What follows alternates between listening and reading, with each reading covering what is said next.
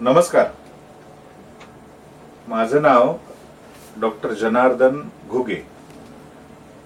आता जे मी तुमच्याशी हितगुज करणार आहे ते माझ्या क्लिनिक मधनच करतोय, म्हणजे माझं प्रोफेशन डॉक्टरचं. व्यसन म्हटलं की साधारणतः आपल्या डोक्यामध्ये दारू, तंबाखू, सिगारेट अशा प्रकारच्या गोष्टी येतात. दारू हा एक वेगळा भाग झाला, पण सगळ्यात कॉमन, सगळ्यात महत्वाचं, सगळे जास्तीत जास्त लोक करणारं जर जे व्यसन असतील तर ते तंबाखूच.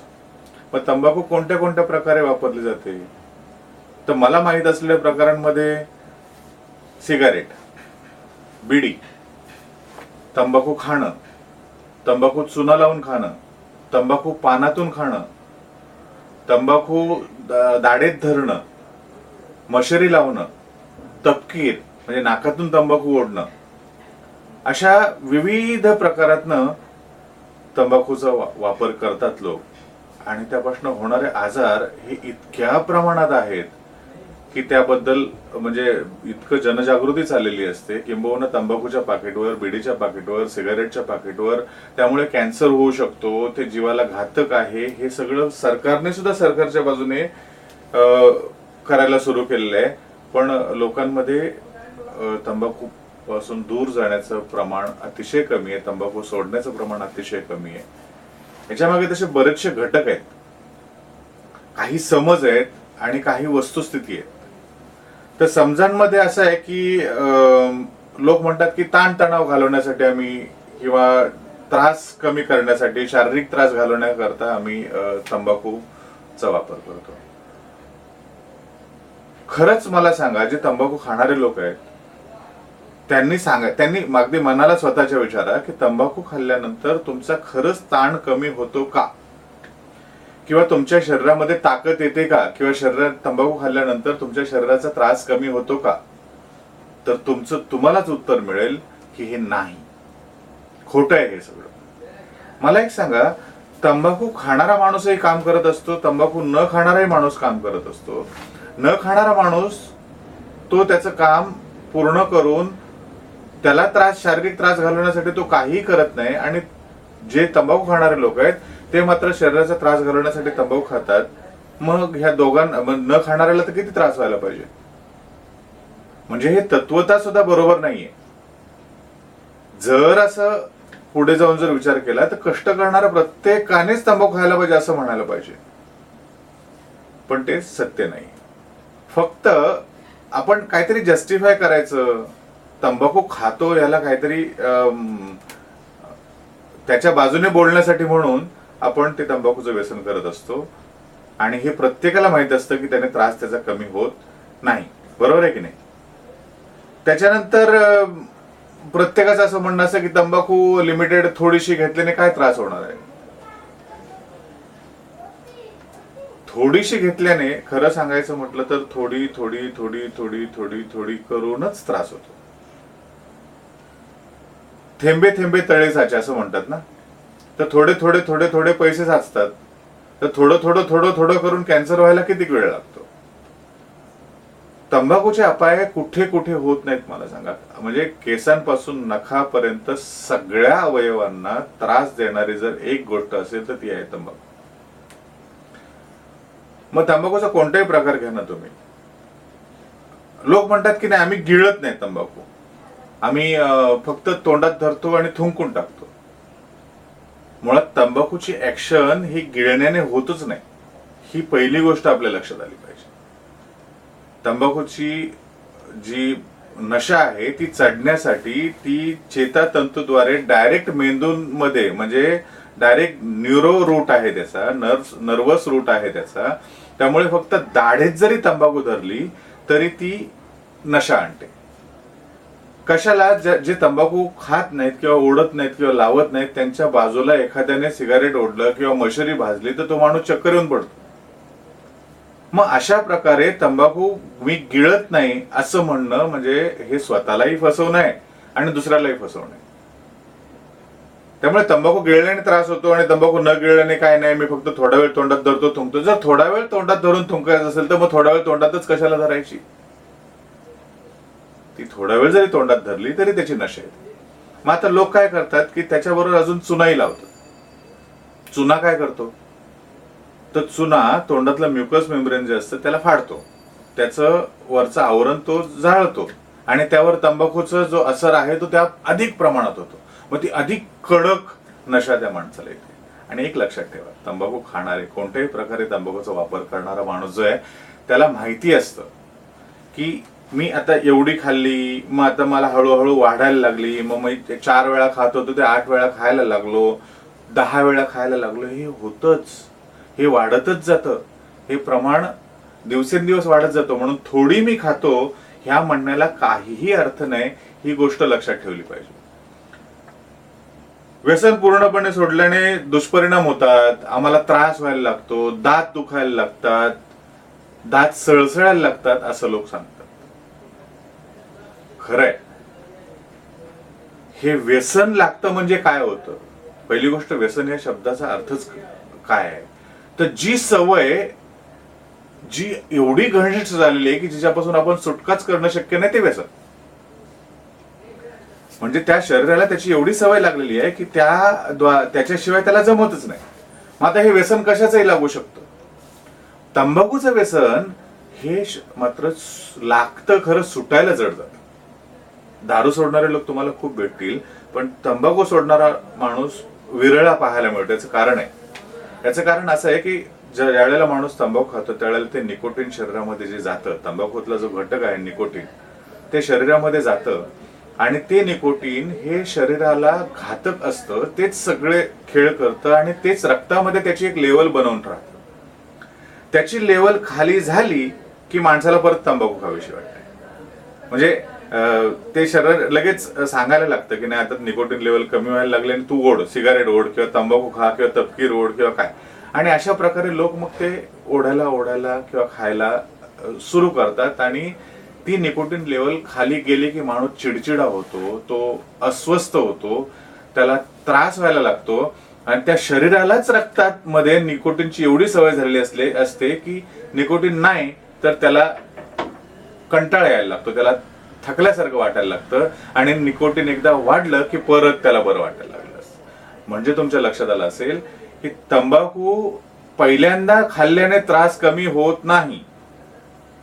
तंबाखूची सवय लागली आणि मग तंबाखू नाही खाल्ली तर त्रास कमी झाल्यासारखं वाटतं. ऍक्च्युली त्रास कमी होत नाही, ऍक्च्युली त्याच्यामुळे नुकसानच होत असतं, त्याच्यामुळे त्रास वाढत चाललेला असतो. ही गोष्ट आपण नीट लक्षात ठेवली पाहिजे. जगात जर सगळ्यात वाईट व्यसन कोणतं असेल तर तंबाखू आणि तंबाखूजन्य पदार्थांचं सेवन. कारण त्यामुळे होणारे जे आजार आहेत ते एक नाही आणि ते जीवघेणे आजार आहेत. म्हणजे कॅन्सर, रक्ताचा कॅन्सर, तोंडाचा कॅन्सर, फुफ्फुसाचा कॅन्सर, हृदयविकार, ब्लड प्रेशर, किडनीचे प्रॉब्लेम्स, हाडाचा ठिसूळपणा, सांधेवात, काय म्हणजे ते अगदी जेवढे मोजता. आणि अक्षरशः इन्फर्टिलिटी म्हणजे गर्भधारणा न होणं किंवा गर्भामध्ये ॲबनॉर्मॅलिटीज निर्माण होणं, या सगळे प्रकार ह्या तंबाखूमुळे होत असतात. मग आता त्याच मी तुम्हाला सांगितलं त्याप्रमाणे जसा तंबाखू खाणाऱ्याचा तर्क असतो तसंच मशेरी लावणाऱ्याचाही तर्क असतो. मशेरी लावणारा म्हणतो की नाही, मला तंबाखूची मशेरी लावली. पण एक लक्षात ठेवा, याच्यामध्ये एक गंमत आहे अजून. मशेरी लावणारे जे लोक आहेत ना त्यांना नक्की पटेल. काही जण काय सांगतात की आम्ही कच्ची लावतो, तर काही जण सांगतात की आम्ही एकदम जाळून लावतो. लक्षात घ्या हा, तर जाळून लावा किंवा कच्ची लावा, तंबाखूतलं जर निकोटीन, मगाशी मी म्हटल्याप्रमाणे निकोटीन हा जो घातक पदार्थ आहे तो जाळल्यानेही जळत नाही. कळलं की नाही? आणि त्यामुळे त्याचा जो परिणाम आहे, तुम्ही जाळून लावलात तरी तितकाच, तुम्ही धूर करून खेचलात तरी तितकाच, तुम्ही असंच खाल्लं तरीही तितकाच. त्यामुळे मी किती जाळून लावते, मी पोटात घेत नाही, मी पटकन थुंकून टाकते, लावल्या लगेच तोंड चूळ भरून टाकते, ह्या सगळ्या गोष्टी चुकीच्या आहेत. आणि चुकीच्या आहेत ह्या ज्या तंबाखूची मशेरी लावणारे बंधू किंवा भगिनी त्यांनाही माहिती आहे, होय की नाही?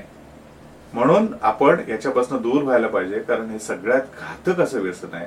आणि तुम्हाला सांगू का, भारतामध्ये हे व्यसन तर घातक आहेच, त्याच्यावर सरकारचा कित्येक पैसा ह्या व्यसनांच्या उपचारासाठी, व्यसनांमुळे झालेल्या आजाराच्या उपचारासाठी सरकारचा पैसा खर्च होतो, आपलाही पैसा खर्च होतो, डॉक्टरांकडे जाण्याचं प्रमाण वाढतं, कारण त्यामुळे आपली इम्युनिटी जी असते, प्रतिबंधात्मक शक्ती ज्याला आपण म्हणतो ती असते, तीही खूपशी कमी झालेली असते. त्यामुळे वारंवार आजार होणं, वेगवेगळे तोंडाचे जे कॉमन आजार आहेत, कॅन्सर विन्सर तर ते वेगळं सोडून द्या, पण तोंडाचे, दाताचे, घशाचे होणारे जे वेगवेगळे आजार आहेत ते सुद्धा त्यामुळे होत राहतात.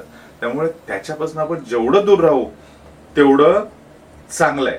आता मला असं सांगण्यात आलं की काही जण, म्हणजे जे शेतकरी मंडळी आहे आमची, ते म्हणतात की बैलांना विश्रांती घेण्यासाठी आम्ही तंबाखू खातो. अरे, बैलांना विश्रांती घेण्यासाठी तुम्ही तंबाखू तुमचा जीव का द्यायला हवा? ऍक्च्युली तुम्हाला तंबाखू खाण्यासाठी तुम्ही बैलांना विश्रांती देत असता असं म्हणा. बैलांना मुळात व्यसनी माणसं हे आपल्याला व्यसन करण्यासाठी काहीतरी कारण शोधत असतात. व्यसनी माणसाला तो बहाणा हवा असतो, आणि तो बहाणा तो स्वतः शोधतो आणि दुसऱ्यावर त्याचं कारण साधत असतो. बैलाने तुम्हाला कधीच येऊन सांगितलं नसेल की मला थांबायचं, जरा तू तंबाखू खा म्हणून. म्हणजे गमतीच्या गोष्टी आहेत बऱ्याचशा. परत मनातलं मत व्यक्त करण्यासाठी प्रभावी माध्यम आहे. हा, मनातलं मत व्यक्त करण्यासाठी प्रभावी माध्यम आहे असं काही जणांचं मत आहे, असं मला सांगण्यात आलं. माझ्याही अनुभवात असं मला वाटत नाही की मनातलं मत व्यक्त करण्यासाठी तुम्हाला कसलं व्यसन करायला लागत असेल म्हणून. पहिली गोष्ट आपण लक्षात ठेवायला पाहिजे की शरीर हे साक्षात परमेश्वर आहे. जर आरोग्य नाही तर काहीच नाही. शरीर नसेल तर मन कुठे राहणार हो? आणि शरीरच तुमचं बिघडलं तर मनातलं मत काय व्यक्त करणार तुम्ही? त्यामुळे मनातलं व्यक्त करण्यासाठी तंबाखू खातो हे म्हणणंही चुकीचं आहे. तंबाखू मी खाऊन थुंकतो, मी पोटात घेत नाही हे म्हणणंही चुकीचं आहे. तंबाखू मी फक्त नाकात घालतो, मी तुम्हाला सांगितलं की तंबाखूची ऍक्शन कशी होते, त्यामुळे फक्त नाकात घालतो, त्याचा धूर ओढतो, तो पोटात घेत नाही, तो छातीत घेत नाही, असं जे म्हणणं आहे हे सगळं चुकीचं आहे. आणि मित्रांनो, बंधू आणि भगिनींनो, तुम्हाला सगळ्यांना माहित आहे की आपल्याला तंबाखू थोडी जरी घेतली तरीही त्याचा निशा येते, ती नशा येते, त्या नशेसाठीच आपण करतो. पण ती नशा पुढे जीवघेणी ठरू शकते वेगवेगळ्या प्रकारे. मग आपलं आर्थिक नुकसान होतं, आपलं सामाजिक नुकसान होतं, आपलं देशाचं नुकसान होतं, आणि सगळ्यात शेवटी आपलं शारीरिक नुकसानही होतं. ही गोष्ट आपण लक्षात ठेवली पाहिजे. म्हणून तंबाखू पासून दूर राहण्यातच खरं शहाणपण आहे.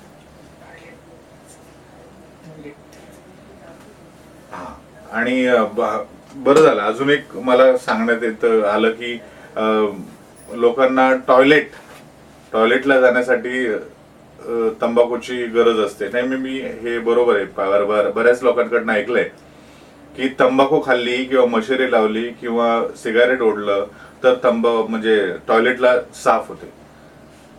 ही गोष्ट सुरुवातीच्या काळात खरी आहे. सुरुवातीच्या काळात मी तुम्हाला सांगितलं त्याप्रमाणे सवय लागेपर्यंत आपल्याला ती तंबाखू ही जे स्मूथ मसल्स म्हणतो आम्ही ज्यांना, त्या स्नायूंना आकुंचन पावायला लावते आणि संडासला होत राहते. त्या स्मूथ मसल्स कॉन्ट्रॅक्शन होऊन संडासला होते. पण तुम्हाला माहिती आहे का की तंबाखू खाणाऱ्या माणसामध्येच टॉयलेटला साफ न होण्याचं प्रमाण अतिशय जास्त प्रमाणात. का? कारण सुरुवातीच्या काळात जे व्हॅसोकन्स्ट्रिक्शन किंवा ज्याला स्मूथ मसलचं कॉन्ट्रॅक्शन होण्याचं प्रमाण असतं ते सुरुवातीच्या काळामध्ये जास्त असतं, आणि नंतर त्याच स्मूथ मसलचं तंबाखूमुळे पुढे जाऊन डायलेटेशन होतं, रिलॅक्सेशन होतं, आणि नंतर तंबाखूचा मोठा डोस घेऊन त्याला टॉयलेटला बसायला लागतं. म्हणजे एका बाजूने ती त्याला सवय लागलेली असते आणि दुसऱ्या बाजूने त्याच्या आतडचंही नुकसान झालेलं असतं.